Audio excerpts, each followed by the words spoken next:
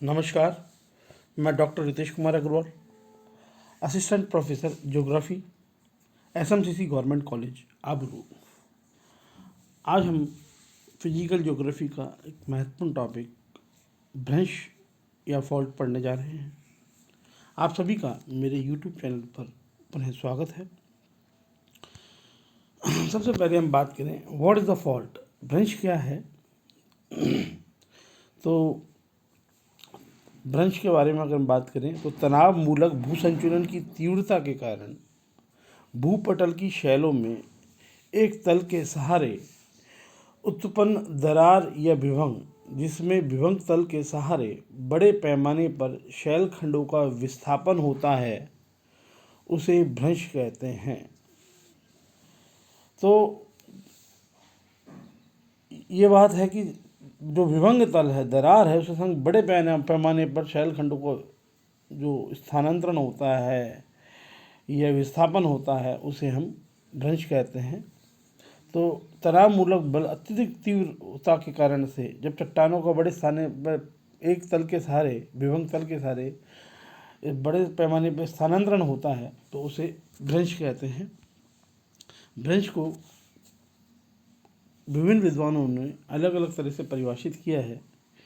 PG वार्सेस्टर के अनुसार भ्रंश पृथ्वी में विभंग या विदर होती है,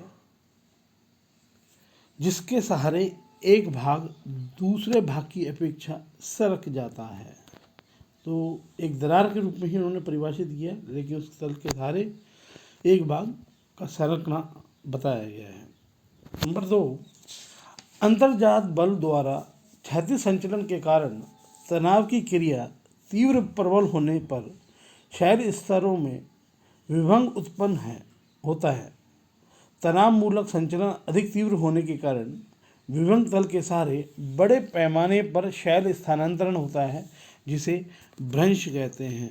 तो अंतर्जात बलों में जो क्षैतिज संचलन है, उसके कारण से जो तनाव उत्पन्न हो रहा है, उससे ही जो है चट्टानों में या शैलों में भ्रंश का निर्माण होता है, जिसमें शैलों का बड़े पैमाने पर स्थानांतरण होता है।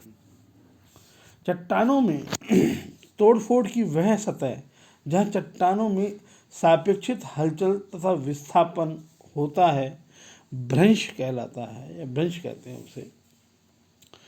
और आर्थर होम्स ने एक अच्छी परिभाषा दी है। आर्थर होम्स के अनुसार भ्रंश वह विभाजित धरातल है जिसके विरुद्ध चट्टानें सापेक्षित रूप से ऊपर नीचे हो गई हैं। निष्कर्षतः हम कह सकते हैं कि तनाव मूलक बल जब तीव्र होता है तो विभंग तल के सहारे चट्टानों का बड़े पैमाने पर स्थानांतरण होता है, जिसे हम भ्रंश कहते हैं। भ्रंश के तत्व या अंग के बारे में हम बात करें तो सबसे पहले हम बात करें चिन्ह, ट्रेस। शैल स्तरों की सतह पर पाए जाने वाले भ्रंश तल के दृश्यांक को चिन्ह कहते हैं। जो हमें दिखता है ना, चिन्ह दरार के रूप में या भ्रंश के रूप में, उसे हम चिन्ह कहते हैं। भ्रंश तल कोण, जिस तल लंब से जिस कोण का निर्माण होता है, उसे भ्रंश तल कोण कहते हैं। तो जो भ्रंश तल से जो एक आपस जो विस्थापन होता है, उसका जो कोण बन जाता है, उसे ही हम भ्रंश तल कोण कहते हैं। नेक्स्ट है अभिस्पंदन, हीव। भ्रंश के कारण भूपटल की शैलों का क्षैतिज रूप में खिसकाव होता है। शैल संस्तरों के खिसकाव की यह दूरी अभिस्पंदन कहलाती है। जब खिसकाव हुआ किसी विभंग तल के सहारे, तो दोनों के बीच की जो दूरी है, दो दरारों के बीच, उसे ही हीव या अभिस्पंदन कहते हैं। नेक्स्ट बात करें हम भ्रंश कगार, फॉल्ट स्कार्प। भ्रंश के कारण स्थलीय सतह पर निर्मित खड़े ढाल वाले किनारे को भ्रंश कगार कहा गया है। जो खड़ा रह जाता है बिल्कुल, उसे ही भ्रंश कगार कहा जाता है। अधिक खड़े ढाल के कारण कगार कभी कभी क्लिफ के समान हो जाता है, बिल्कुल दीवार समान जो ढाल हो जाता है, उसे ही क्लिफ के जैसे हो जाता है। नेक्स्ट बात हम करें पाद भित्ति व शीर्ष भित्ति, फुट एंड हैंगिंग वॉल्स। जब भ्रंश तल लंबवत रूप में नहीं रहता तो भ्रंश के तल के ऊपरी भाग को शीर्ष भित्ति तथा निचले भाग को पाद भित्ति कहते हैं। जैसे कि हम चित्र में देख सकते हैं कि ये लटकता है, ये उत्क्षेपित खंड है, ये अधोक्षेपित खंड है, नीचे वाला इधर वाला अधिक्षेपित है, ये अधोक्षेपित है। ये इसकी कौन बना रहा है, ये जो भी कौन बनता है, जैसे खड़ा ढाल भी बन सकता है, जो उठे वाले भाग का ये इसे ये कहते हैं कगार भी बोल दिया जाता है। तो इस तरह से इस चित्र में हम देख सकते हैं। नेक्स्ट है उत्क्षेपित व अधक्षेपित खंड, up thrown and down thrown side. भ्रंश तल के ऊपरी जो है, भ्रंश तल के जो ऊपर उठी भुजा को उत्क्षेपित व नीचे धसी भुजा को अधिक्षेपित खंड कहा जाता है। अर्थात भ्रंश तल के सहारे भ्रंश तल के दूसरे ओर के खंड की अपेक्षा ऊंचे उठे भाग को उत्क्षेपित खंड तथा ऊपर उठे भाग की खंड की अपेक्षा निचले खंड को अधिक्षेपित खंड कहते हैं। नेक्स्ट है अनुदैर्ध्य नति या झुकाव। क्षैतिज तल को जिस दिशा में भ्रंश काटता है उसे अनुदैर्ध्य झुकाव कहते हैं। नंबर 8 भ्रंश नति या भ्रंश तल का नमन ये झुकाव, dip of the fault plane. वह क्षैतिज तल व निचले तल का कोणीय झुकाव है। अर्थात भ्रंश व क्षितिजोत्तर तल के बीच पाए जाने वाले झुकाव का कोण भ्रंश नति कहलाती है। नेक्स्ट है भ्रंश तल या फॉल्ट प्लेन। भ्रंश तल वह सतह होती है जिसके सहारे हलचल होने से शैलों का विस्थापन होता है। अर्थात भ्रंशन के कारण जिस तल के सारे चट्टानें टूटती हैं उसे भ्रंश तल कहते हैं। यह भ्रंश तल क्षैतिज, लंबवत, तिर्यक, वक्राकार अथवा किसी भी प्रकार का हो सकता है। तो ये भ्रंश के अंग थे जो हम इस चित्र में भी हमने दिखाया। नेक्स्ट हम बात करें भ्रंश के प्रकार, टाइप्स ऑफ फॉल्ट्स या काइंड्स ऑफ फॉल्ट्स। तो हम बात करें सबसे पहले सामान्य भ्रंश के बारे में। तो जब भ्रंशन के कारण भ्रंश तल से एक और शैल स्तर टूट कर नीचे फंस जाता है या नीचे धंस जाता है और शीर्ष भित्ति अधक्षेपित खंड की ओर होती है तो उसे सामान्य भ्रंश कहते हैं। इसमें चट्टानें गुरुत्व शक्ति से नीचे की ओर आती हैं, अतः इसे गुरुत्व भ्रंश भी कहा गया है। इसमें प्राय भ्रंशन के दोनों किनारे विपरीत दिशा में खिसक जाते हैं।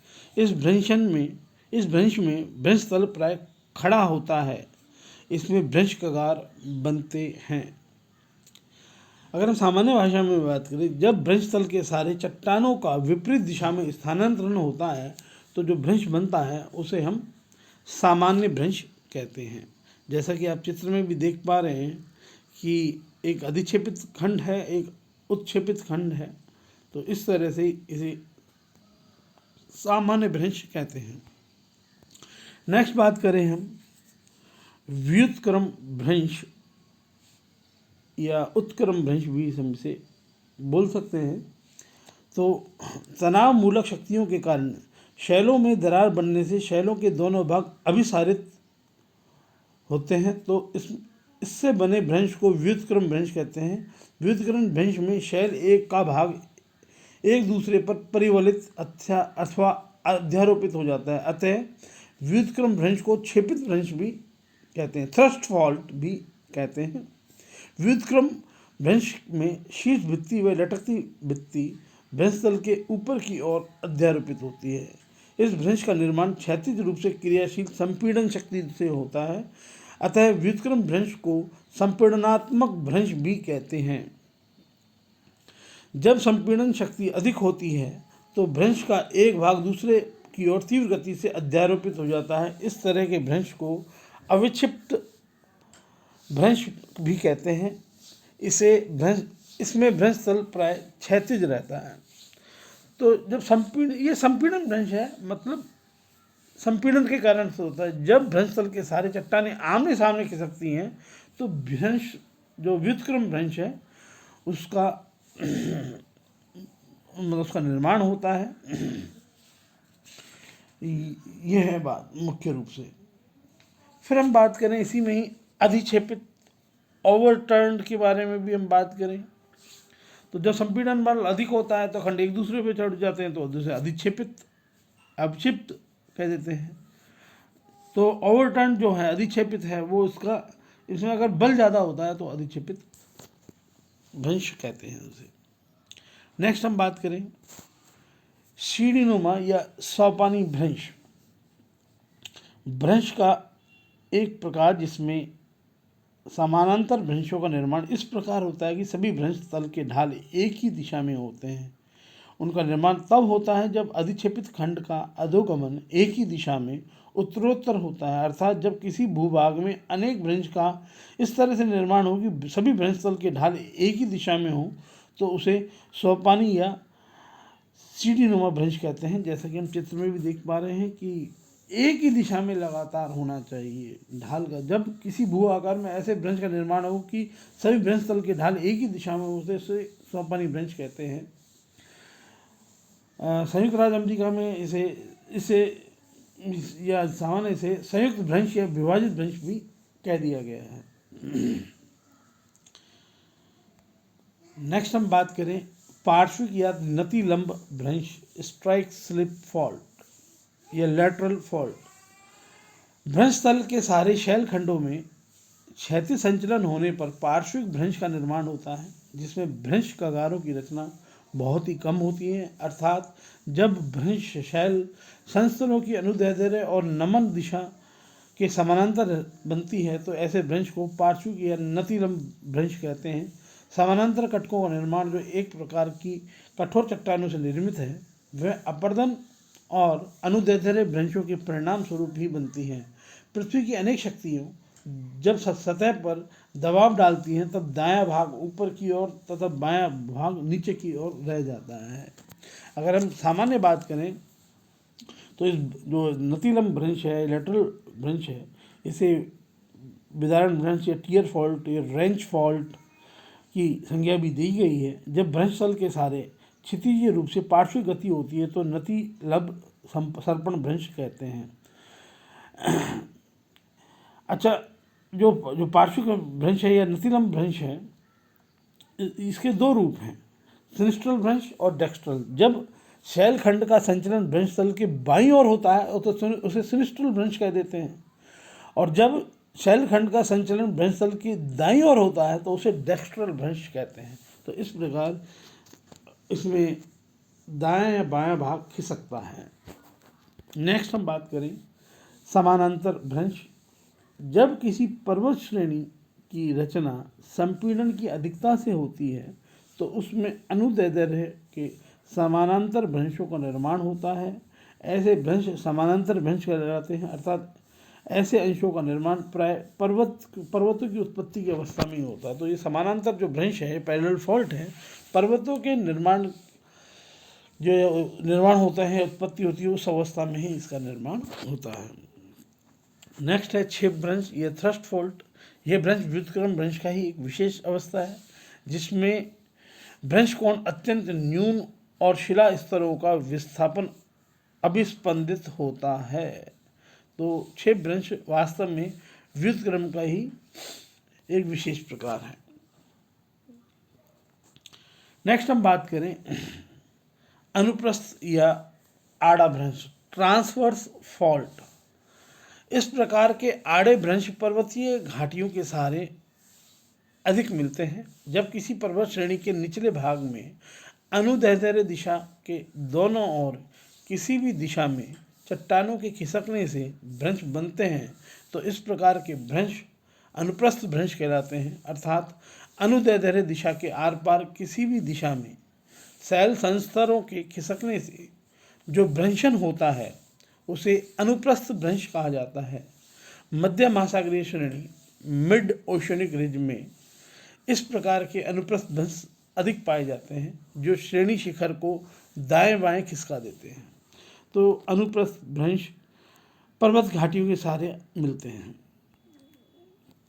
नेक्स्ट है तिर्यक भ्रंश, टियर फॉल। तिर्यक भ्रंशों का निर्माण प्राय भूकंप अथवा ज्वालामुखी क्रियाओं के क्षेत्रों में अधिक होता है। ये लंबवत भ्रंश होते हैं, किंतु इसमें भ्रंश के तल के एक भाग के सापेक्ष दूसरे भाग के लंबवत गति होने की अपेक्षा विस्थापन भ्रंश रेखा के सहारे क्षैतिज रूप में होता है। उदाहरण के लिए हम दे सकते हैं स्कॉटलैंड का ग्रेट ग्लेन भ्रंश तिर्यक भ्रंश का है सर्वश्रेष्ठ उदाहरण है। संयुक्त राज्य अमेरिका के कैलिफोर्निया में सॉन एंड्रियाज तिर्यक भ्रंश 1300 किलोमीटर लंबा है। भारत की प्रधान भ्रंश सीमा मेन बाउंड्री फॉल्ट जो है वो इसी प्रकार की तिर्यक भ्रंश है वो। तो इस प्रकार हमने भ्रंशों के प्रकारों का अध्ययन किया। अब हम बात करें भ्रंश जनित जो स्थलाकृति हैं, अगर हम उसके बारे में बात करें तो सबसे पहले हम बात करते हैं ब्लॉक माउंटेन या ब्लॉक पर्वत के बारे में। दो समानांतर भ्रंशों के बीच भूखंड के ऊपर उठ जाने से अथवा दो समानांतर भ्रंशों के बराबर भूखंडों के नीचे फंस जाने से निर्मित उच्च भूमि या पर्वत को ब्लॉक पर्वत कहा जाता है। इसका आकार मेज के समान होता है, जिसका ऊपरी भाग सपाट व किनारे तीव्र ढाल वाले होते हैं। ऐसे पर्वतों की उत्पत्ति भ्रंशों के कारण होती है। इन्हें हॉस्ट पर्वत, ब्लॉक पर्वत या भ्रंशोत पर्वत भी कहा जाता है। जर्मन भाषा में भ्रंशोत पर्वत को हॉस्ट पर्वत ही कहा गया है। तो हम बात करें, जब किसी युग्मित भ्रंश के किनारे वाले भाग नीचे धंस जाए तथा मध्य भाग स्थिर रहे तो निर्मित जो पर्वत है उसे हम ब्लॉक पर्वत कह देते हैं। ब्लॉक पर्वत के हम कुछ उदाहरणों की बात करें तो जो सतपुड़ा पर्वत है भारत में वो एक ब्लॉक पर्वत का ही उदाहरण है। इसके अलावा हम बात करें सॉल्ट रेंज जो पाकिस्तान में है वो भी एक ब्लॉक पर्वत का उदाहरण है। ऐसे ही हम बात करें जो यूरोप महाद्वीप के फ्रांस में वाज़ेस, जर्मनी में हॉर्ज पर्वत तथा ब्लैक फॉरेस्ट पर्वत इसके उदाहरण हैं। विश्व का सबसे विस्तृत जो ब्लॉक पर्वत है वो सियरा नेवेदा है, जो संयुक्त राज्य अमेरिका के अंदर है। जैसे चित्र में देख रहे हैं, बीच वाला भाग खड़ा रह गया, जबकि जो आसपास का भाग नीचे धंस जाए तो जो बीच में भाग खड़ा रह जाता है उसे हम ब्लॉक पर्वत कहते हैं। अर्थात ब्लॉक पर्वत के दोनों तरफ भ्रंश होते हैं, भ्रंश घाटियाँ होती हैं। नेक्स्ट हम बात करें भ्रंश जनित भू आकारों में तो दरार घाटी, रिफ्ट वैली, भ्रंश घाटी के बारे में हम बात करें। दो समानांतर भ्रंशों के मध्य गहरा भाग जिसकी चौड़ाई अत्यंत किंतु लंबाई अधिक होती है भ्रंश घाटी कहते हैं। दरार घाटी का निर्माण दो समानांतर भ्रंश के बीच के भूभाग के नीचे धंस जाने अथवा बीच के भूभाग के स्थिर रहने पर उसके दोनों और स्थल खंडों के ऊपर उठने के परिणाम स्वरूप होता है। जर्मन भाषा में भ्रंश घाटी को ग्रेबेन कहा जाता है। यदि सूक्ष्म दृष्टि से देखा जाए तो ग्रेबेन भ्रंश घाटी के आकार में छोटी होती है। तो अगर हम कहें कि समानांतर भ्रंश के बीच का भाग नीचे धंस जाए तथा किनारे वाले भाग स्थिर रहें तो रिफ्ट घाटी, भ्रंश घाटी का निर्माण होता है। रिफ्ट घाटी की जो संकल्पना है सबसे पहले ग्रेगरी नदी थी। अगर इसके उदाहरण के बारे में हम बात करें तो राइन नदी की जो भ्रंश घाटी है इसके एक और वाज़ेस तथा हॉर्ज पर्वत, दूसरी और ब्लैक फॉरेस्ट तथा ओडेनवाल्ड पर्वतों का विस्तार पाया जाता है। अन्य उदाहरण अगर हम देखें तो विश्व की जो महान दरार घाटी है, ग्रेट वॉर्ड वैली है पूर्वी अफ्रीका में, ये विश्व की सबसे लंबी दरार घाटी है। इसके अलावा मृत घाटी जो है यूएसए में वो भी एक भ्रंश घाटी का ही उदाहरण है। अगर हम बात करें, राइन नदी घाटी भी है, अभी हमने बात की थी जर्मनी की। स्पेंसर की खाड़ी जो ऑस्ट्रेलिया है, ये भी एक भ्रंश घाटी का श्रेष्ठ उदाहरण है। जॉर्डन की भ्रंश घाटी में मृत सागर स्थित है, जैसे देखा है। मिडलैंड घाटी स्कॉटलैंड में, ये भी एक भ्रंश घाटी का ही उदाहरण है। और सामान्य तत्व में ग्रामीण और रिफ्ट घाटी या भ्रंश घाटी समान है, लेकिन अंतर यही है कि ग्रामीण उसका रिफ्ट घाटी का लघु रूप होता है। धन्यवाद, थैंक यू। मेरे वीडियो को इसी प्रकार देखने के लिए मेरे चैनल को लाइक करें, सब्सक्राइब करें, शेयर करें। धन्यवाद।